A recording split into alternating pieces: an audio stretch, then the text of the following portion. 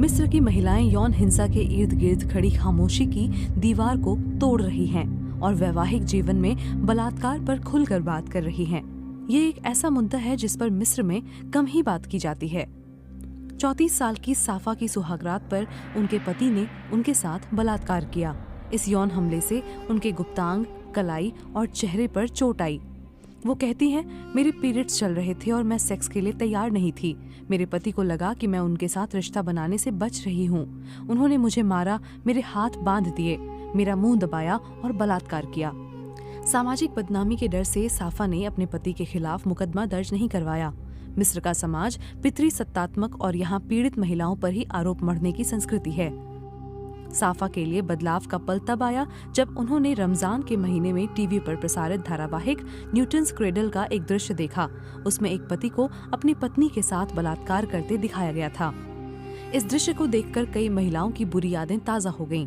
इसने उन्हें इस बारे में खुलकर सोशल मीडिया पर बात करने और अपने अनुभव साझा करने का मौका भी दिया।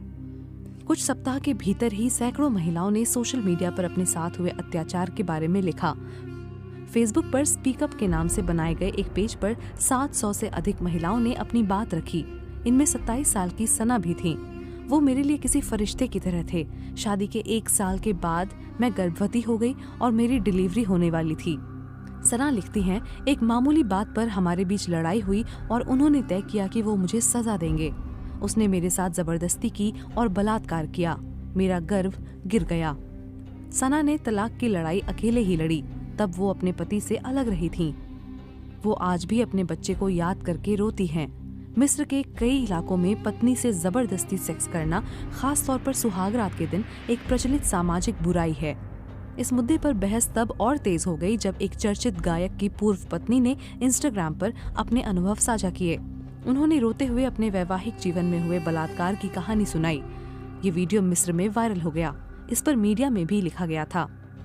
पति ने इसके जवाब में इंस्टाग्राम पर ही एक वीडियो पोस्ट करके सभी आरोपों को आधारहीन बताते हुए खारिज कर दिया। उनकी पत्नी ने इसे अपराध घोषित किए जाने के लिए कानूनी बदलाव की मांग की है।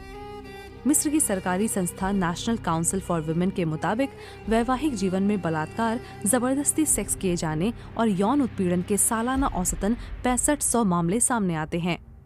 इस मुद्दे पर बहस के समाधान के लिए मिस्र में धार्मिक मामलों की सर्वोच्च संस्था दारुल इफ्ता ने कहा है, यदि कोई पुरुष अपनी पत्नी को अपने साथ सेक्स करने के लिए मजबूर करने के लिए हिंसा का इस्तेमाल करता है तो वो गुनहगार है और महिला उसके खिलाफ अदालत जा सकती है और उसे सजा दिला सकती है। मिस्र के कानून के तहत वैवाहिक बलात्कार अपराध नहीं है।